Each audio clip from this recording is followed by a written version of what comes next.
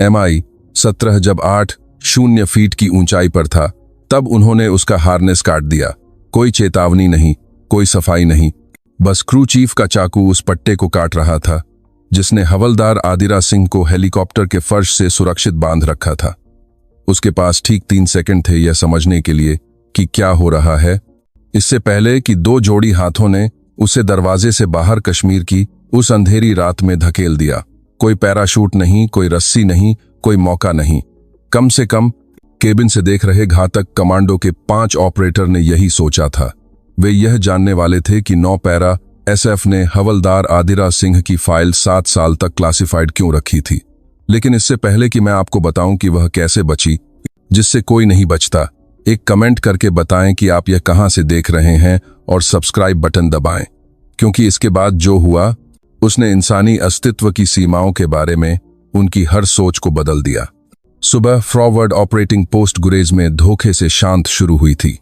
पीर पंजाल के पहाड़ टूटे हुए दांतों की तरह एक ऐसे आसमान के खिलाफ खड़े थे जो इतना साफ था कि देखने में आंखें चुभती थीं। हवलदार आदिरा सिंह ब्रीफिंग रूम में दूसरों से अलग बैठी थी, अपनी पहले से साफ राइफल को यांत्रिक सटीकता से साफ कर रही थी। पैरा SF में 5 साल ने उसे सिखाया था कि एक मिशन से पहले के शांत पल ही वह समय होता है जब मौत खुद का परिचय देना पसंद करती है। 28 साल की उम्र में आदिरा फिल्मों के एलीट सैनिक जैसी नहीं दिखती थी। औसत कद, भारी भरकम होने के बजाय दुबली, काले बालों के साथ जो वह नियम से भी छोटे रखती थी, और भूरी आंखें जो कभी किसी एक चीज पर टिकती नहीं थीं। एक ऐसा चेहरा जो भीड़ में गायब हो सकता था, जिसने उन जगहों पर उसकी बहुत मदद की थी जहां याद रखे जाने का मतलब मारे जाना होता था। सिंह, मेजर रावत की आवाज ने उसके ख्यालों को तोड़ा। तुम इस मिशन से बाहर हो। उसने ऊपर देखा, हाथ अभी भी राइफल के बोल्ट पर काम कर रहे थे। साहब, ऊपर से आदेश हैं। हम इस बार घातक लड़कों को ले जा रहे हैं। उन्हें फ्लाइट के घंटे चाहिए और कमांड चाहता है कि वे हमारे AO से परिचित हो जाएं। उसने उन 5 ऑपरेटर की ओर इशारा किया जो ब्रीफिंग रूम की प्लास्टिक कुर्सियों पर फैले हुए थे। तुमको इशारा किया जो ब्रीफिंग रूम की प्लास्टिक कुर्सियों पर फैले हुए थे। सिर्फ इलाके से परिचित होने के लिए साथ जा रही हो, कोई जमीनी काम नहीं। घातक कमांडो टीम ऐसी लग रही थी जैसे उन्हें ग्रेनाइट के एक ही टुकड़े से तराशा गया हो। सभी तीखे कोण और मुश्किल से नियंत्रित हिंसा। उनके नेता सूबेदार विक्रम राठौर का चेहरा इस तरह के निशानों से भरा था जैसे वह कुछ लोगों की तरह टिकट इकट्ठे करने के बजाय चाकू की लड़ाइयां इकट्ठा करता था। समझ गई साहब, आदिरा ने जवाब दिया, लेकिन उसके पेट में कुछ ठंडा सा बैठ गया। 5 साल के ऑपरेशंस में उसे कभी बिना किसी कारण के बेंच पर नहीं बिठाया गया था। नायक समीर जोशी, उसका आमतौर पर स्पॉटर, ने कमरे के दूसरी तरफ से उसकी आंखों में देखा। उसके चेहरे के भाव सब कुछ कह रहे थे, कुछ गड़बड़ है। लेकिन इससे पहले कि दोनों अपनी चिंता व्यक्त कर पाते, ब्रीफिंग शुरू हो गई। ऑपरेशन नीलम घाटी। रावत ने स्क्रीन पर एक सैटेलाइट छवि दिखाते हुए घोषणा की। ISR ने कृष्णगंगा में एक हाई वैल्यू टारगेट को हरकत करते हुए पकड़ा है। जुबैर शाह, बम बनाने वाला, सहायक और पिछले महीने हमारे 3 शहीदों के लिए जिम्मेदार हरामी। कमरे की ऊर्जा बदल गई, तीखी हो गई। आदिरा उन 3 शहीदों में से 2 को व्यक्तिगत रूप से जानती थी। अच्छे आदमी शाह के सिग्नेचर वाले IID से टुकड़े टुकड़े हो गए थे। कचरे के नीचे छिपे प्रेशर प्लेट्स, दूसरे डिवाइस ठीक उसी जगह पर रखे गए जहां पहले पहुंचने वाले कदम रखते। घातक जमीन पर लीड लेंगे, रावत ने जारी रखा। Standard snatch and grab. Singh, तुम सिर्फ ओवरवॉच के लिए हेलीकॉप्टर में रहोगी। कोई सवाल?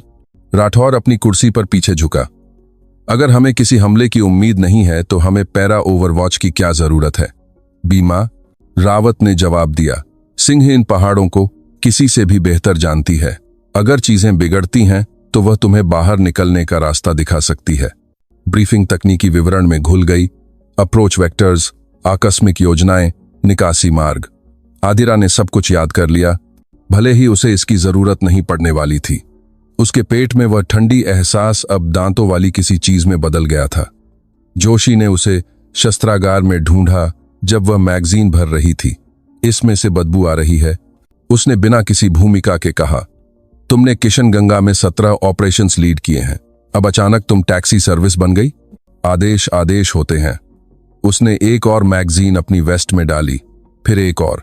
अगर वह सिर्फ देख रही थी तो उसे बुनियादी कॉम्बैट लोड से ज्यादा की जरूरत नहीं होनी चाहिए थी। उसने डबल लिया। आदिरा, कुछ। मैं जानती हूं।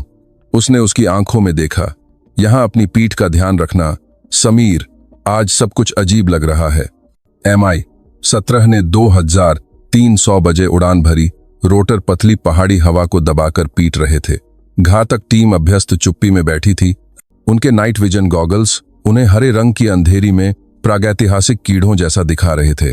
आदिरा ने खुद को डोर गनर के पास स्थित किया, दिखाने के लिए कि वह इलाके का निरीक्षण कर रही है, लेकिन असल में इसलिए क्योंकि इससे उसे जरूरत पड़ने पर सबसे अच्छे फायरिंग फील्ड मिलते थे। उड़ान के 20 मिनट बाद इंटरकॉम खड़खड़ाया। फेज लाइन अल्फा के पास पहुंच रहे हैं, पायलट ने घोषणा की। टारगेट तक 3 मिनट। तभी राठौर खड़ा हो गया। हरकत आम थी, जैसे वह अंगड़ाई ले रहा हो, लेकिन आदिरा का हाथ अपनी साइड आर्म की तरफ चला गया। अपने नाइट विजन के हरे धुंधलेपन में उसने उसे अपनी टीम को इशारा करते देखा। छोटे इशारे, लगभग अदृश्य, लेकिन उसने हिंसा को उसकी सभी भाषाओं में पढ़ना सीख लिया था। सिंह, राठौर की आवाज उसके हेडसेट से आई, रोटर के शोर के बावजूद बातचीत वाली। तुम जानती हो तुम्हारी समस्या क्या है? वह थोड़ा मुड़ी, अपनी परिधीय दृष्टि दूसरे घातक ऑपरेटर पर रखते हुए। बताइए। तुम बहुत अच्छी हो, कमांड ने ध्यान दिया है। किशन गंगा तुम्हारी है। हर आतंकवादी, हर तस्कर, हर लड़ाका उस महिला पैरा को जानता है जो उनके पहाड़ों पर ऐसे चलती है जैसे वह यहीं पैदा हुई हो। वह नजदीक आया और अब आदिरा दूसरों को स्थिति बदलते हुए देख सकती थी। उसके चारों ओर एक बॉक्स बना रहे थे। इस तरह की ख्याति व्यवसाय के लिए खराब है। किसका व्यवसाय? वह जो फौज की सैलरी से बेहतर भुगतान करता है। उसका हाथ उसके चाकू पर चला गया, धमकी भरा नहीं, बस उस पर रखा हुआ। शाह सिर्फ एक बम बनाने वाला नहीं है, वह एक सहायक है। अफीम, हथियार, सूचना, वह सब कुछ हिलाता है, और वह उन लोगों को अच्छा पैसा देने को तैयार है जो बाधाओं को हटाते हैं। टुकड़े एक बीमार करने वाली स्पष्टता के साथ जुड़ गए। यह एक मिशन नहीं था, यह एक हत्या थी। कितना? उसने पूछा, समय खरीदते हुए, जबकि उसका दिमाग विकल्पों से गुजर रहा था। 5 ऑपरेटर, सीमित जगह, 8 फीट ऊपर। गणित अच्छा नहीं था। हर एक को 50,000 और भविष्य के लाभ। राठौर सच में मुस्कुराया। कुछ व्यक्तिगत नहीं है सिंह, तुम बस बहुत प्रभावी हो। तस्करी के मार्गों को खुला रहना चाहिए और तुम उन्हें बंद करती रहती हो। तो तुम मुझे हेलीकॉप्टर से बाहर फेंक देते हो और सबको बताते हो कि यह एक दुर्घटना थी। उपकरण खराब हो गया। इन पहाड़ों में हमेशा होता है। हार्नेस फेल हो गया, सैनिक गिर गया। दुखद दुर्घटना, पूरा सैनिक सम्मान। उसने चाकू बाहर निकाला। उसकी धार हरे नाइट विजन की दुनिया के खिलाफ काली थी, जब तक कि तुम इसे मुश्किल नहीं बनाना चाहती। आदिरा के दिमाग ने दिल की धड़कनों के बीच 1 दर्जन परिदृश्यों को प्रोसेस किया। वह लड़ सकती थी, लेकिन एक सीमित जगह में 5 के खिलाफ 1 का अंत बुरा होता। वह मदद के लिए बुला सकती थी, लेकिन पायलट भी इसमें शामिल हो सकते थे। वह कर सकती थी। चाकू सोच से भी तेज चला। उसके हार्नेस के पट्टों को सर्जिकल सटीकता से काट दिया। इससे पहले कि वह प्रतिक्रिया कर पाती, हाथों ने उसकी बाहें, उसकी वेस्ट पकड़ ली, उठाते हुए और एक समन्वित गति में धकेलते हुए। MI-17 का दरवाजा उसके बगल में खुल गया। उसके किनारे से परे 8 फीट का कुछ नहीं था। घर पर रहना चाहिए था, पैरा, राठौर ने कहा। फिर उन्होंने उसे बाहर फेंक दिया। रात ने उसे पूरा निगल लिया। टर्मिनल वेलोसिटी पर फ्री फॉल लगभग 120 मील प्रति घंटा है। उस गति पर मानव शरीर एक प्रक्षेप्य बन जाता है जो भौतिकी के अधीन होता है और कुछ नहीं। ज्यादातर लोग अपने आखिरी क्षणों को चीखने, हाथ पैर मारने, प्रार्थना करने में बिताते। आदिरा सिंह ने उनमें से कुछ नहीं किया। इसके बजाय वह काम पर लग गई। पहली प्राथमिकता, स्थिति। उसने अपने हाथ और पैर एक स्थिर आर्च स्थिति में फैलाए, अपने शरीर को एक एयरफॉयल के रूप में इस्तेमाल करते हुए अपने गिरने को नियंत्रित करने के लिए। पहाड़ उसकी तरफ भयानक डर से बढ़ रहे थे, लेकिन घबराहट एक ऐशो आराम था जिसे वह नहीं उठा सकती थी। टक्कर से पहले उसके पास शायद 40 सेकंड थे। दूसरी प्राथमिकता, स्थान। उसके नाइट विजन गॉगल्स से हरी रंग की दुनिया ने किशनगंगा घाटी को नीचे एक 3 आयामी नक्शे की तरह फैला दिया। वह इन पहाड़ों को अंतरंगता से जानती थी, हर छोटी, हर घाटी, हर मौसमी नदी। वहां चांदनी की एक चमक, कृष्णगंगा नदी बर्फ के पिघलने से ऊंची बह रही थी। तीसरी प्राथमिकता, कोण। उसने अपने शरीर की स्थिति बदली, नदी की तरफ बढ़ते हुए। पानी बर्फ जैसा ठंडा होगा, जमने के बिंदु से थोड़ा ही ऊपर, लेकिन यह चट्टान से बेहतर था। कोण बिल्कुल सही होना चाहिए था। बहुत ढलवां और टक्कर कंक्रीट से टकराने जैसी होगी, बहुत उथला और वह सतह पर उछलकर अपने शरीर की हर हड्डी तोड़ देगी। 20 सेकंड। उसने अपनी राइफल को अपनी छाती से कसकर पकड़ लिया, अपनी टखनों को लॉक कर लिया और अपने हाथों को अपने सिर की रक्षा के लिए स्थित किया। नीचे नदी एक चांदी के धागे जैसी लग रही थी। इस गति पर यह उतना ही था। 10 सेकंड। आदिरा को पैरा स्कूल की एक अचानक सटीक याद आई। Combat water survival course. Instructor Martinez नाम का एक अनुभवी वेटरन ऊंचाई से पानी में प्रवेश का प्रदर्शन कर रहा था। शरीर अद्भुत प्रभावों को सह सकता है अगर आप जानते हैं कि बल को कैसे वितरित करना है। यह कठोर होने के बारे में नहीं है, यह होशियार होने के बारे में है। भौतिकी आपकी भावनाओं की परवाह नहीं करती। 5 सेकंड। उसने अपने शरीर को घुमाया, क्षैतिज से लगभग ऊर्ध्वाधर हो गई। पैर पहले लेकिन 45 पर आगे झुकी हुई। पैरों की उंगलियां पॉइंटेड, मांसपेशियां तनी हुई लेकिन कठोर नहीं। कुंजी सतह को भेदना और पानी को धीरे धीरे उसकी गति कम करने देना था, न कि उससे एक दीवार की तरह टकराना। 2 सेकंड। समय फैल गया। नदी ने उसकी दृष्टि भर दी। अब एक धागा नहीं बल्कि बर्फ पिघलने और पत्थर का एक बहता हुआ तूफान। वह अलग अलग लहरों को देख सकती थी, जिस तरह से धारा डूबे हुए पत्थरों के आस पास टूट रही थी। समायोजन के लिए बहुत देर हो चुकी थी। प्रतिबद्धता के अलावा किसी भी चीज के लिए बहुत देर हो चुकी थी। 1 सेकंड। उसने अपनी जिंदगी की सबसे गहरी सांस ली। प्रभाव। दुनिया अफरा तफरी और दर्द में फट गई। अनुकूल कोण पर भी 8-0 फीट से पानी से टकराना अदृश्य हथौड़ों से पीटे जाने जैसा था। झटका उसके पैरों, उसके टांगों, उसकी रीढ़ की हड्डी से ऊपर गया। उसके कंकाल को अपने आप में संपीड़ित करने की कोशिश कर रहा था। उसकी दृष्टि सफेद हुई, फिर काली, फिर से सफेद, लेकिन उसने सही गणना की थी। टक्कर पर टूटने के बजाय उसने सतह को एक चाकू की तरह भेद दिया। पानी धीरे धीरे उसकी गति को कम कर रहा था जब वह अंधेरे में डूब गई। ठंड वर्णन से परे थी, इतनी तीव्र कि यह जलने जैसा महसूस हुआ। हर नस विरोध में चीख रही थी। प्रभाव से संपीड़ित उसके फेफड़े हवा के लिए चीख रहे थे, लेकिन वह अभी भी बहुत तेजी से चल रही थी, अभी भी और गहरा जा रही थी। नदी यहां शायद 20 फीट गहरी थी और वह तल से इतनी जोर से टकराई कि वह गाद में गड्ढा बन गई। पत्थरों ने उसकी वेस्ट को रगड़ा, उसका हेलमेट किसी ठोस चीज से टकरा गया और उसका बायां कंधा दर्द में फट गया, जो कम से कम डिसलोकेशन का संकेत देता था। लेकिन वह जिंदा थी। आदिरा ने तल से उन टांगों से धक्का दिया जो मुश्किल से प्रतिक्रिया कर रही थीं, उस तरफ लात मारते हुए जिसे वह उम्मीद करती थी कि सतह है। धारा उसे पहले ही नीचे की ओर ले जा चुकी थी। पानी इतना ठंडा था कि हर सेकंड उसकी ताकत चुरा रहा था। उसका सामान पानी से भरा और भारी उसे नीचे खींचने की कोशिश कर रहा था। उसका सिर सतह से ऊपर आया और उसने हांफते हुए सांस ली, ऐसी हवा में सांस ली जिसका स्वाद जिंदगी जैसा था। धारा ने उसे एक बड़े पत्थर से टकरा दिया।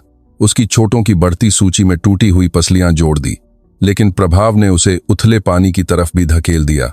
उसने पत्थरों पर पंजे मारे, नाखून टूट गए, जब तक कि वह खुद को आंशिक रूप से एक बजरी के ढेर पर न खींच लेती। 30 सेकंड तक वह बस वहां लेटी रही। नदी का पानी और खून खांस रही थी। हर सांस दर्द का एक संगीत था। उसका बायां कंधा निश्चित रूप से डिसलोकेट हो गया था।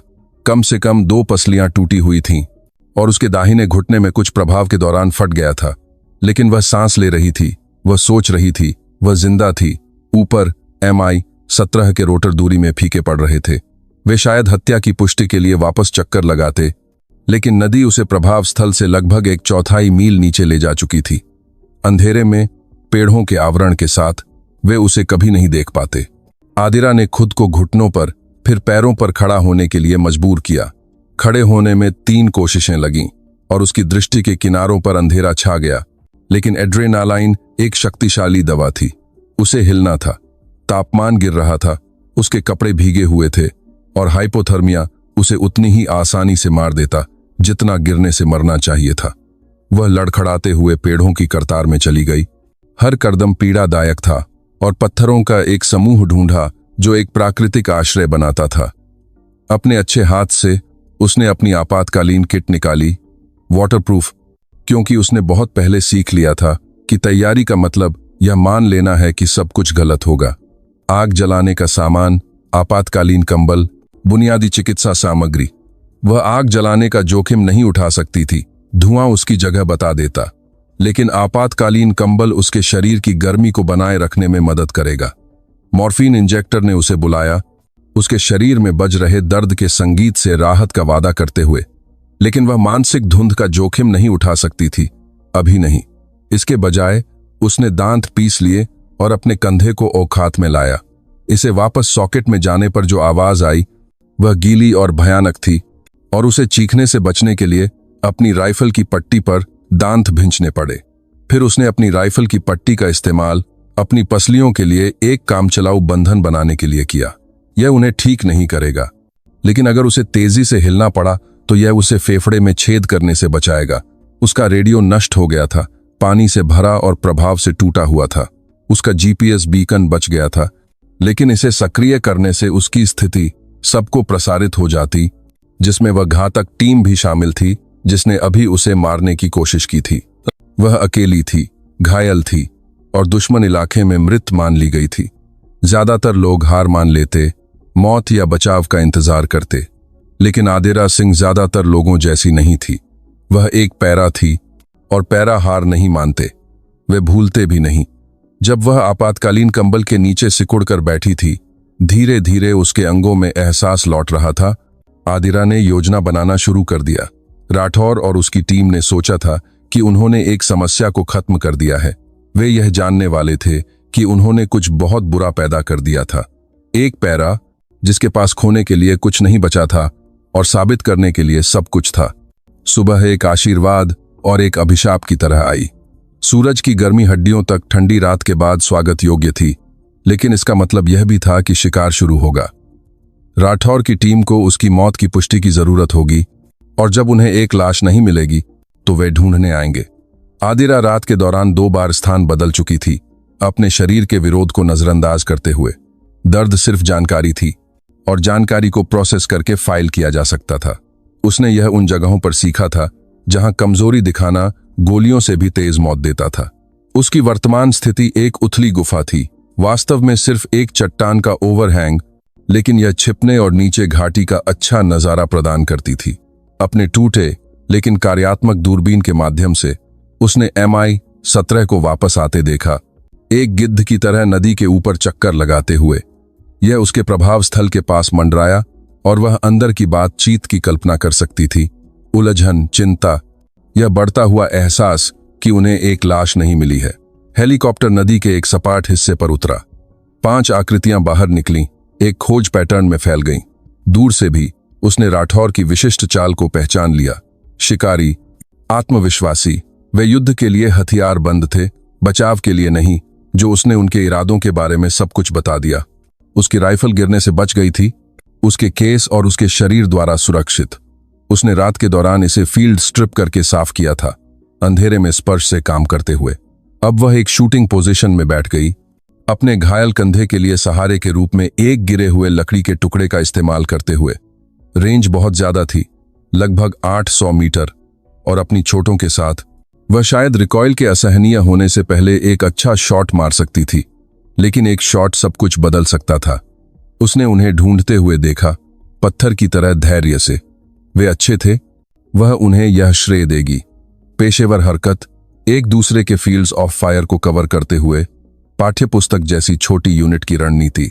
लेकिन वे अहंकारी भी थे, यह मानकर कि वे एक लाश का शिकार कर रहे थे, न कि एक जीवित का। उनमें से एक, सार्जेंट शर्मा, उसने सोचा, अपने कैंटीन से पानी पीने के लिए रुका। एक छोटी सी चीज, एक मानवीय पल, लेकिन इसका मतलब था कि वह सुरक्षित महसूस कर रहा था। यह उनकी पहली गलती थी। आदिरा ने शॉट लाइनअप किया, हवा, ऊंचाई और ठंड और दर्द से उसके हाथों में हल्की सी कंपाहट के लिए समायोजन करते हुए। गणित स्वचालित था, रेंज पर हजारों घंटों द्वारा उसकी मांसपेशियों की स्मृति में उकेरा गया था। सांस अंदर लो, सांस बाहर छोड़ो, दिल की धड़कनों के बीच प्राकृतिक विराम ढूंढो।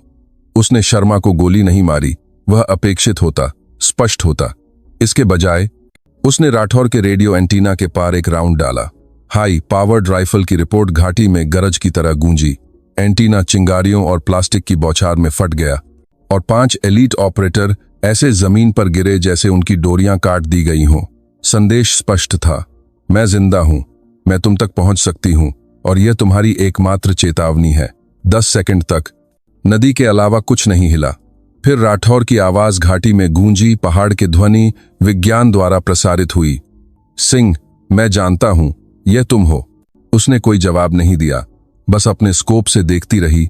जब वे बेहतर कवर के लिए हड़बड़ा रहे थे, वे एक ट्रिगर दबाने के अंदर शिकारी से शिकार बन गए थे और उस उलटफेर का मनोविज्ञान किसी भी गोली से ज्यादा विनाशकारी था। हम इस मसले को सुलझा सकते हैं, राठौर ने पुकारा। यह सिर्फ बिजनेस था। आदिरा उदासी से मुस्कुराई। सब कुछ सिर्फ बिजनेस था जब तक कोई गोलियां चलाना शुरू न कर दे। उसने स्थान बदला, दर्द से गुजरकर एक नई स्थिति पर चली गई। स्नाइपर युद्ध का पहला नियम, कभी भी एक ही स्थान से 2 बार गोली न चलाएं। उसका घुटना मुश्किल से उसका वजन उठा रहा था और उसकी दृष्टि के किनारों पर काले धब्बे नाच रहे थे, लेकिन उसने इससे भी बुरी हालत में काम किया था। इराक में उसने अपनी कमर में गोली के साथ एक मिशन पूरा किया था। कश्मीर के एक हिस्से में उसने टूटी हुई फाइबुला के साथ 12 किलोमीटर पैदल चला था। दर्द अस्थायी था, मौत स्थायी थी। घातक टीम अब चल रही थी, उसकी संदिग्ध स्थिति को फ्लैंक करने की कोशिश कर रही थी। अच्छी रणनीति, लेकिन वे एक और गलत धारणा बना रहे थे कि वह भागने की कोशिश कर रही थी। वे नहीं समझ रहे थे कि वह भाग नहीं रही थी, वह शिकार कर रही थी। आदिरा ने इन पहाड़ों में हर पगडंडी, हर गुफा, हर छिपे रास्ते को सीखने में 5 साल बिताए थे। स्थानीय लोग उसे भूतनी कहते थे। वह भारतीय महिला जो सुबह की धुंध की तरह प्रकट और गायब हो जाती थी, वही पगडंडियां जिन्हें तस्कर अफीम ले जाने के लिए इस्तेमाल करते थे, अब वह खुद को हिलाने के लिए इस्तेमाल कर रही थी। घातक टीम के पीछा से आगे रहते हुए, लेकिन हमेशा इतनी दिखाई देती थी कि वे पीछा करते रहें। उसने उन्हें घाटी में और गहरा ले गई, उनके हेलीकॉप्टर से दूर, समर्थन से दूर। पायलट घबरा रहा होगा, अपने ईंधन की जांच कर रहा होगा, सोच रहा होगा कि उसके यात्री वापस क्यों नहीं आए। हर गुजरने वाला मिनट किसी के द्वारा अलार्म बजाने के 1 मिनट नजदीक था। पगडंडी के एक संकरे हिस्से में उसने एक आश्चर्य छोड़ा था। एक विस्फोटक नहीं, कुछ भी इतना स्पष्ट नहीं, बल्कि एक सरल डेडफॉल ट्रैप, जिस तरह का स्थानीय शिकारी इस्तेमाल करते हैं। जब सार्जेंट पाटिल पीछे आते हुए ट्रिगर से टकराया, एक लकड़ी का टुकड़ा ऊपर से झूल गया। वह मुश्किल से बचा, लेकिन हरकत ने उसे पगडंडी से लड़खड़ाते हुए एक तीव्र ढलान से नीचे भेज दिया। मौत तो नहीं हुई, लेकिन जब वह नीचे गिरा तो उसकी टखनी के टूटने की आवाज सुनाई दी। अब वे 4 रह गए थे और उन्हें अपने घायल को उठाना था। गणित हर गुजरने वाले घंटे के साथ उनके लिए खराब होता जा रहा था। सिंह, राठौर की आवाज में आत्मविश्वास कम हो गया था। यह तुम्हारे लिए अच्छा नहीं होगा। भले ही तुम वापस पहुंच जाओ, तुम पर कौन विश्वास करेगा। 5 सम्मानित घातक ऑपरेटर एक पीटीएसडी वाले पैरा के खिलाफ। तुम जानती हो यह कैसे होगा। वह सही था, बिल्कुल। उसकी बात उनके खिलाफ, यह मानते हुए कि उनमें से कोई गवाही देने के लिए जिंदा बचता। लेकिन आदिरा, उसने कहा, मैंने कहा कि समाधान की योजना नहीं बना रही थी। उसके पास कुछ बेहतर था। रात फिर से आई और उसके साथ वह ठंड आई जो सांस को भाप में बदल देती थी और उंगलियों को ट्रिगर पर अनाड़ी बना देती थी। घातक टीम ने एक सुरक्षित स्थान पर कैंप लगाया था। अच्छी ऊंची जमीन, साफ फायरिंग फील्ड्स, कवर के लिए चट्टान निर्माण, अंत तक पेशेवर। लेकिन उन्होंने एक महत्वपूर्ण गलती की थी। उन्होंने पानी के पास कैंप लगाया था, एक छोटी सी नदी जो ऊंचाई से नीचे आती थी। पानी का मतलब शोर था जो हरकत को छिपाता था, और इसका मतलब पानी पीने की जरूरत वाले किसी के लिए भी अनुमानित पहुंच मार्ग था। आदिरा ने 300 बजे तक इंतजार किया। वह डेड टाइम जब चौकस गार्ड भी अपनी आंखें खुली रखने के लिए संघर्ष करते हैं। उसने दिन भर वह चीजें इकट्ठा की थीं जिनकी उसे जरूरत थी। हथियार नहीं, बल्कि जानकारी। एक पुराने आतंकवादी आश्रय से बचाया गया रेडियो, क्षतिग्रस्त लेकिन प्राप्त करने के लिए पर्याप्त रूप से कार्यात्मक। उसी आश्रय से बैटरी और सबसे महत्वपूर्ण एक छोटा डिजिटल रिकॉर्डर जिसे वह हमेशा अपने पास रखती थी, जो उसके वाटरप्रूफ केस में गिरने से बच गया था। वह क्षतिग्रस्त रेडियो पर प्रसारित नहीं कर सकती थी, लेकिन वह सुन सकती थी, और उसने जो सुना उसने उसके संदेहों की पुष्टि की। राठौर की टीम एक एन्क्रिप्टेड फ्रीक्वेंसी का इस्तेमाल कर रही थी, लेकिन एन्क्रिप्शन से कोई फर्क नहीं पड़ता था जब वह उनकी तरफ की बातचीत सुन सकती थी। पैकेज अभी भी सक्रिय है, राठौर कह रहा था। तुरंत निकासी और QRF सहायता का अनुरोध है। हाँ साहब, मैं जटिलताएं समझता हूं। नहीं साहब, हम सफाई की पुष्टि नहीं कर सकते। Copy. Sanitize and extract. Sanitize सैनिक भाषा में इसका मतलब है कोई सबूत न छोड़ना, कोई गवाह नहीं। वे अब सिर्फ उसे मारने नहीं जा रहे थे, वे हर उस निशान को मिटाने जा रहे थे जो यह बताता कि वह कभी यहां थी। लेकिन आदिरा के पास एक फायदा था जिसके बारे में वे नहीं जानते थे। 3 रात पहले उसने इन पहाड़ों में सामान छिपाया था, लंबी दूरी की टोही के लिए मानक प्रक्रिया, अतिरिक्त गोला, बारूद, चिकित्सा सामग्री और सबसे महत्वपूर्ण, एक पूरी तरह से चार्ज बैटरी के साथ एक सैटेलाइट फोन। वह छिपाया हुआ सामान 2 किलोमीटर दूर था, घातक टीम की स्थिति के पार। उस तक पहुंचने के लिए उसे उनके बीच से होकर जाना पड़ेगा, आस पास से नहीं। ज्यादातर लोग इसे असंभव कहते, आदिरा इसे मंगलवार कहती। वह पानी की तरह, छाया की तरह, उस भूतनी की तरह चली जिसे स्थानीय लोग मानते थे कि वह है, हर कदम गणना किया हुआ, हर सांस नियंत्रित। उसकी चोटें हर हरकत के साथ चीख उठीं, लेकिन दर्द सिर्फ शरीर की राय थी और उसे सुनने की जरूरत नहीं थी। घातक टीम ने 2 गार्ड लगाए थे, शर्मा उत्तर की तरफ, पाटिल दक्षिण की तरफ। अच्छी स्थिति, एक दूसरे के निरीक्षण क्षेत्रों को ओवरलैप करते हुए, लेकिन वे किसी के भागने की कोशिश करने वाले को देख रहे थे, न कि किसी के घुसपैठ करने की कोशिश करने वाले को। आदिरा पेट के बल रेंगती हुई उनकी परिधि से गुजर गई, इतनी धीमी कि मोशन सेंसर उसकी हरकत को रजिस्टर नहीं करते, इतनी शांत कि पहाड़ी चूहे भी नहीं भागे। उसे 50 मीटर तय करने में 1 घंटा लगा, लेकिन धैर्य एक स्नाइपर का पहला गुण था। वह शर्मा के इतने पास से गुजर गई कि उसकी सांस सुन सकती थी, ठंडी हवा में उसकी सांसों से निकली भाप देख सकती थी। उसके हाथ ने एक बिल्कुल सही आकार का पत्थर ढूंढा और उसने उसे उसके पीछे अंधेरे में फेंक दिया। आवाज छोटी थी लेकिन विशिष्ट, और उसका सिर घूम गया। राइफल उस शोर की तरफ ट्रैक कर रही थी। उस ध्यान भटकने के पल में वह उसके पास से गुजर गई, कैंप में ही प्रवेश कर गई। राठौर और दूसरे सो रहे थे, अपने गार्ड्स पर भरोसा करके। वह उन सबको मार सकती थी, गले काट सकती थी, जल्दी और शांति से, लेकिन मौत बहुत आसान, बहुत साफ होती। वह चाहती थी कि वे न्याय का सामना करें, उनके विश्वासघात को उजागर किया जाए। इसके बजाय उसने वह ढूंढ लिया जिसे वह ढूंढ रही थी। राठौर का सैटेलाइट फोन एक पोर्टेबल बैटरी पैक से चार्ज हो रहा था। वह इसे ले नहीं सकती थी, वे तुरंत ध्यान देते, लेकिन वह इसका इस्तेमाल कर सकती थी। उसकी उंगलियां कीपैड पर तेजी से चलीं, एक कोडेड संदेश उस एक व्यक्ति को भेजते हुए जिस पर वह पूरा विश्वास करती थी। समीर को संदेश मिल जाएगा जब वह उठेगा। कोऑर्डिनेट्स, स्थिति, बैकअप के लिए अनुरोध। सबसे महत्वपूर्ण, वह आपातकालीन छिपाए गए सामान की जांच करने के लिए जान जाएगा, जहां वह अभी राठौर की बातचीत की डिजिटल रिकॉर्डिंग छोड़ने वाली थी। मिशन पूरा हुआ, उसने अपनी निकासी शुरू की, लेकिन जब वह राठौर के सोते हुए शरीर के पास से गुजर रही थी, उसकी आंखें खुल गईं। एक जमे हुए पल के लिए उन्होंने अंधेरे में एक दूसरे को घूरा। उसका हाथ अपने हथियार की तरफ बढ़ने लगा। आदिरा का चाकू तेज था, एक मौत का वार नहीं। उसने इसे उसके हाथ के पार घुसा दिया, उसे जमीन पर अटैक दिया। उसकी चीख ने कैंप को जगा दिया, लेकिन वह पहले ही चल रही थी, अंधेरे में गायब हो रही थी। जब रोशनियां जलीं और आवाजें चिल्लाईं, ढूंढो उसे, राठौर गरजा, एक आवाज के साथ चाकू निकालते हुए जो कुछ दर्द और कुछ क्रोध था। ढूंढो उसे अभी। लेकिन एक भूतनी को उन पहाड़ों में ढूंढना जो उसके थे, नंगे हाथों से धुआं पकड़ने जैसा था। आदिरा अपने छिपाए हुए सामान तक पहुंची जब सुबह ने चोटियों को नारंगी और सुनहरा रंग दिया। सैटेलाइट फोन पहली कोशिश में ही जुड़ गया। समीर, उसने कहा जब जोशी ने उठाया।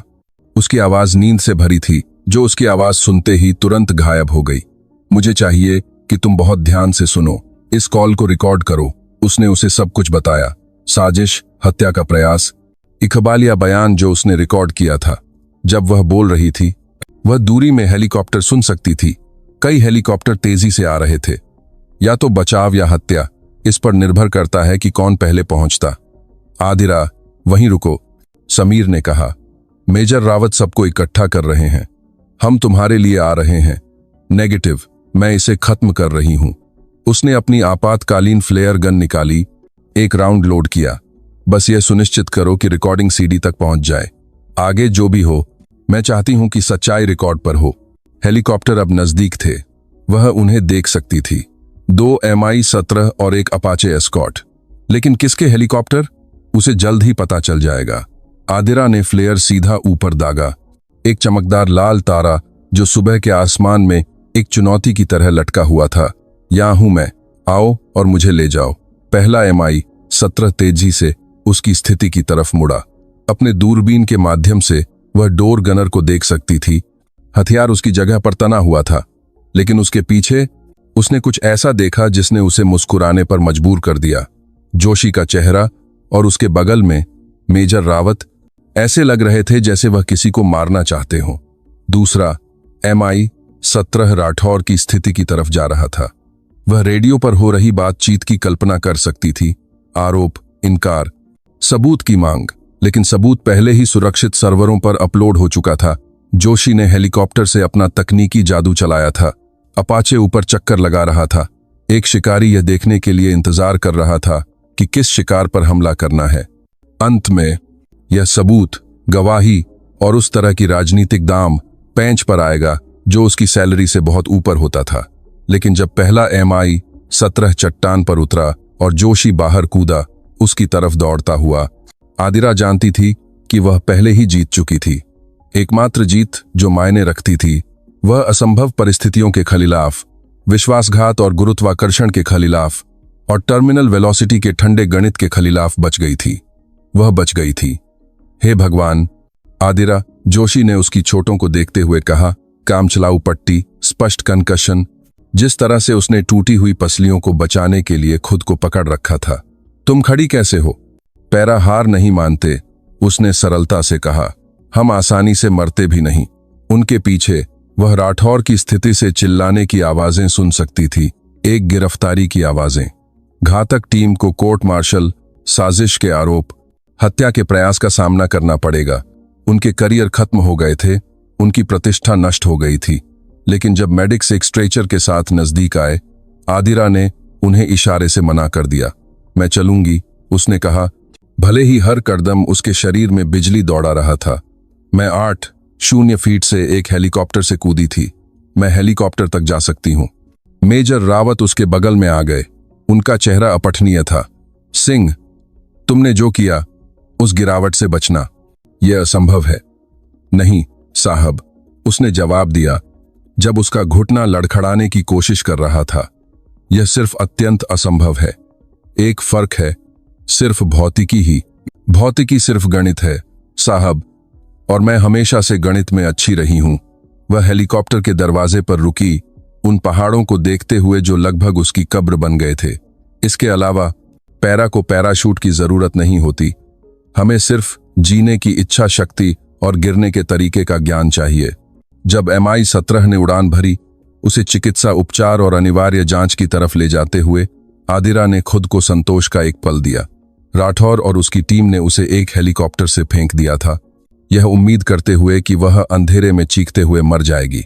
इसके बजाय उसने उनके हत्या के प्रयास को उनके इकबालिया बयान में बदल दिया था। उनके जाल को उनकी जेल में, उसकी जेब में रिकॉर्डर में सब कुछ था। उनके दोष की स्वीकृति, तस्करी नेटवर्क से उनका संबंध, पैसे के लिए एक साथी सैनिक को मारने की उनकी इच्छा, भौतिक सबूत और जोशी की तकनीकी निगरानी के साथ मिलकर यह दोष सिद्धि के लिए पर्याप्त से अधिक होगा। 3 हफ्ते बाद आदिरा उसी ब्रीफिंग रूम में खड़ी थी जहां यह सब शुरू हुआ था। उसका कंधा अभी भी ठीक हो रहा था, उसकी पसलियां अभी भी कोमल थीं, लेकिन वह वापस वर्दी में थी। जांच पूरी हो चुकी थी, सबूत अटल थे। राठौर और उसकी टीम को सैनिक जेल में उम्र कैद का सामना करना पड़ रहा था।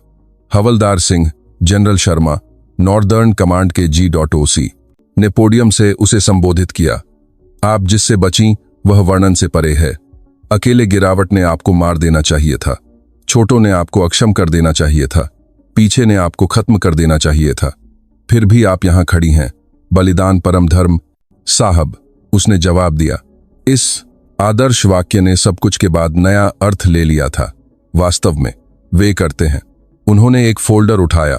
इसीलिए मैं आपको एक विकल्प दे रहा हूं, सम्मान के साथ पूर्ण चिकित्सा सेवानिवृत्ति या एक नया असाइनमेंट। एक यूनिट है जिसे आपके जैसे विशेष कौशल और मरने से साफ इनकार करने वाले किसी की जरूरत है। किस तरह की यूनिट साहब? जनरल शर्मा मुस्कुराए।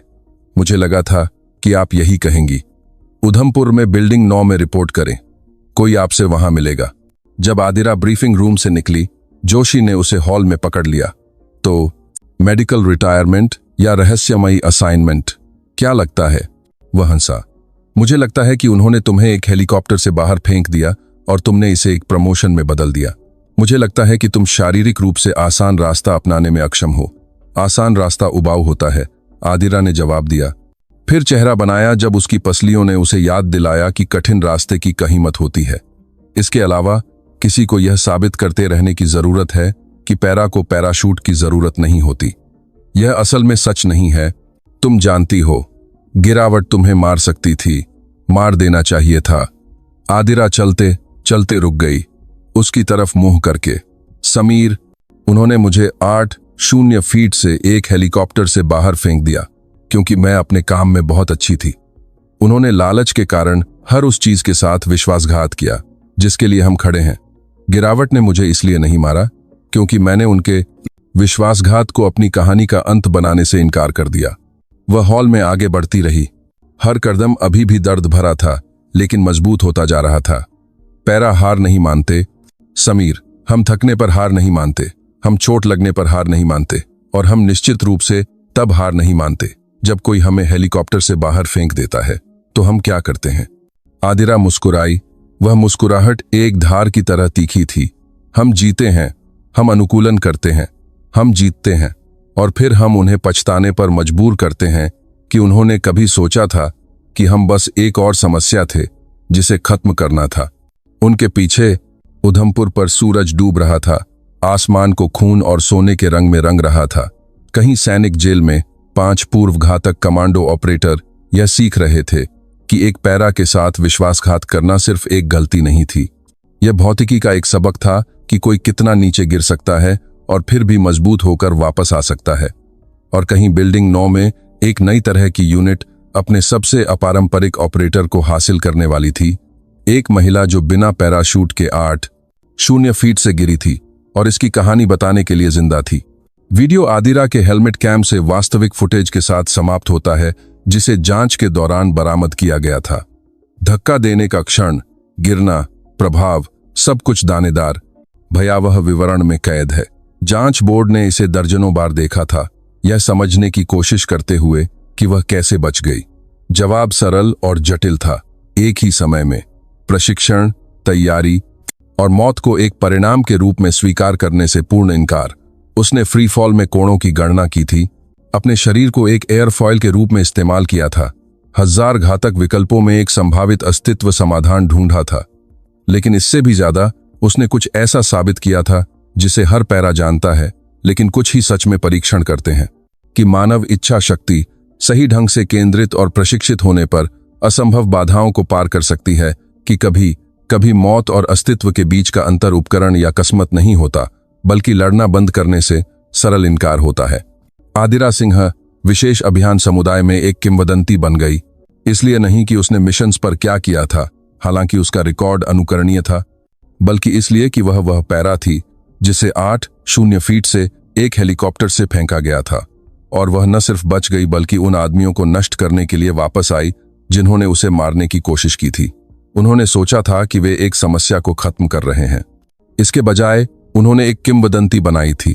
और किंवदंतियां, जैसा कि कोई भी सैनिक आपको बताएगा, लोगों से मारना बहुत मुश्किल होता है। बलिदान परम धर्म। कभी कभी वह रास्ता सीधा नीचे टर्मिनल वेलोसिटी पर होता है, लेकिन जैसा कि आदिरा सिंह ने कश्मीर घाटी की एक ठंडी रात में साबित किया, पैरा को पैराशूट की जरूरत नहीं होती। उन्हें सिर्फ जीने की इच्छा शक्ति और यह ज्ञान चाहिए कि गिरना हारने के समान नहीं है। एकमात्र अंतर यह है कि आप वापस उठते हैं या नहीं, और पैरा हमेशा वापस उठते हैं। क्या आपने कभी ऐसी स्थिति का सामना किया है जहां सभी ने आपके विफल होने की उम्मीद की थी, केवल यह साबित करने के लिए कि अस्तित्व परिस्थिति से ज्यादा मानसिकता के बारे में है? आप क्या करेंगे अगर उन्हीं लोगों द्वारा विश्वासघात किया जाए जिनका काम आपकी रक्षा करना था? क्या आप बिना पैराशूट के 8-0 फीट की गिरावट से बचने की इच्छा शक्ति ढूंढ सकते हैं? अपने विचार नीचे कमेंट्स में बताएं, हम हर एक को पढ़ते हैं। अगर इस कहानी ने आपको याद दिलाया कि मानव आत्मा मानव शरीर से मारना मुश्किल है, तो लाइक बटन दबाएं और असंभव अस्तित्व और अटूट इच्छा शक्ति की और कहानियों के लिए सब्सक्राइब करें। इसे किसी ऐसे व्यक्ति के साथ शेयर करें जिसे यह याद रखने की जरूरत है कि गिरना हारने के समान नहीं है। यह सिर्फ यह साबित करने का एक और मौका है आप वास्तव में कितने मजबूत हैं। मरने से इनकार करने वाले योद्धाओं की और कहानियां आपकी स्क्रीन पर इंतजार कर रही हैं। उन्हें आगे देखें और याद रखें, बलिदान परम धर्म, भले ही वह रास्ता सीधा नीचे हो। कल तक याद रखें, वे आपको एक हेलीकॉप्टर से फेंक सकते हैं, लेकिन वे आपके अंदर से पैरा को नहीं निकाल सकते। देखने के लिए धन्यवाद। अगर आपको यह वीडियो पसंद आया तो आप इस तरह की और अद्भुत कहानियां देखने के लिए सब्सक्राइब कर सकते हैं।